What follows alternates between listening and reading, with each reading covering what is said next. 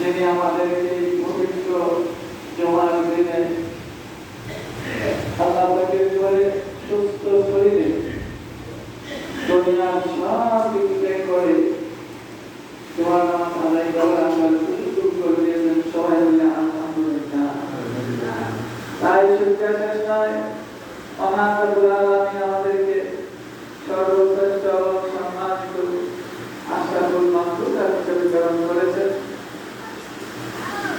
তাই শেষ নয়, আমাদের নবী নূর নবী হযরত মুহাম্মদ রাসূলুল্লাহ সাল্লাল্লাহু আলাইহি ওয়াসাল্লাম উম্মতকে প্রেরণ করেছেন। আমরা সবাই একবার বলি আলহামদুলিল্লাহ।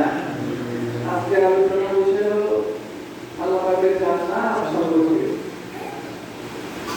বেহেশত সম্পর্কে আলোচনা। মানুষ আল্লাহ রাব্বুল আলামিন সৃষ্টি করেছেন, তাকে আল্লাহ যে মকসুদে সৃষ্টি করেছেন সেটা জানিয়ে দিয়েছেন। ওমা খালাকুল জিন্না ওয়াল ইনসা ইল্লা লিয়াবুদুন।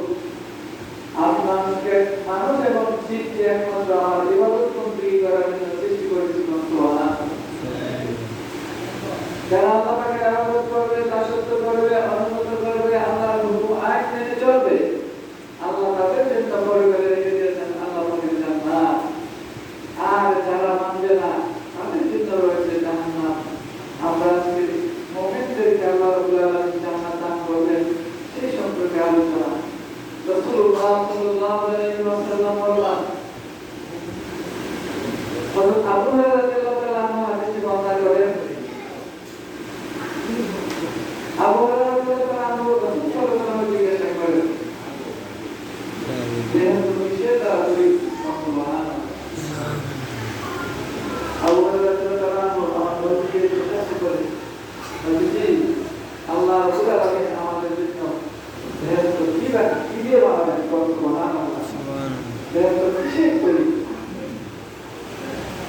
আমার জীবন একটা করে স্বর্ণের দিন, এর উপরে একটা করে উঠে দিন, শীতের কাটা সব অন্তর্গত করি, উহার কাকুনি লুলো হইয়া কষ্ট করে কষ্ট করি, উহার উপকাকুনি উহার পানি সুগন্ধ যা প্রাপ্ত। সুবহানাল্লাহ। সেই ব্যক্তি এই জান্নাতে প্রবেশ করবে, সে মহাশক্তি লাভ করবে, তার কোনো শক্তি আসবে না, উহাতে আবহাওয়া জীবিত থাকবে, সে জীবে না। সুবহানাল্লাহ। আল্লাহ জান্নাত এত বড় নিয়ামত, যে দর্শন করবে তার বের হবে না, সে কোনো কিছু বরণ করবে না। তাদের পোশাক পরিচ্ছদ কোনো পুরান হবে না, তাদের পোশাক কাপড় নতুন নতুন হবে, কোনোদিন পুরান হবে না, আর তাদের যৌবন কখনো পুরাবে না। সুবহানাল্লাহ। যুবকরা যুবক বয়সে আল্লাহ রাব্বুল আলামিন তাদেরকে কি করবেন? জান্নাত দান করবেন। তারা যখন জান্নাতে ঢুকবে তখন থাকবে তাদের যৌবন কারণ। সুবহানাল্লাহ। নবী করিম সাল্লাল্লাহু আলাইহি ওয়াসাল্লাম আর বেহেশতবাসীরা ওয়াতে পানাহার করবে, কিন্তু তাদের খুব পর্দা পায়খানা আলাদা করতে হবে। আমরা খানা খাওয়ার পরে হয় ফুল দেয় ব্যাগ দেয় তারপরে গ্যাস জমে যায় তখন দুর্গন্ধ লাগতে আসে দুধ আসে প্রস্তাবনা পায়খানা সত্যি কোনো কিছুই তাদের হবে না আমার আশিকিনের দলেরা সাহাবায়ে আমরা জিজ্ঞাসা করলে তবে বক্তব্য কোথায় যাবে আমরা যে খাবো এই খাবারগুলি কোথায় যাবে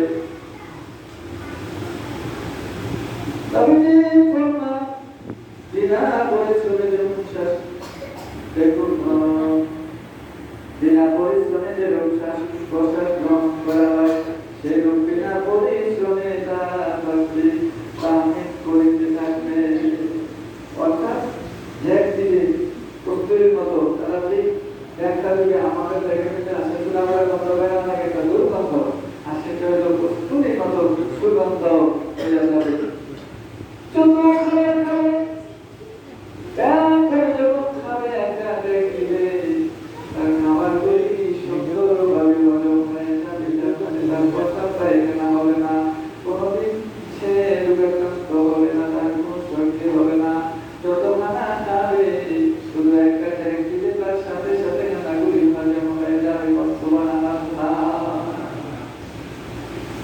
আর একটা কেমন হবে সেটা কত লাগে সুগন্ধি জাতীয় যে সুগার মানুষকে যে চাই সুবহানাল্লাহ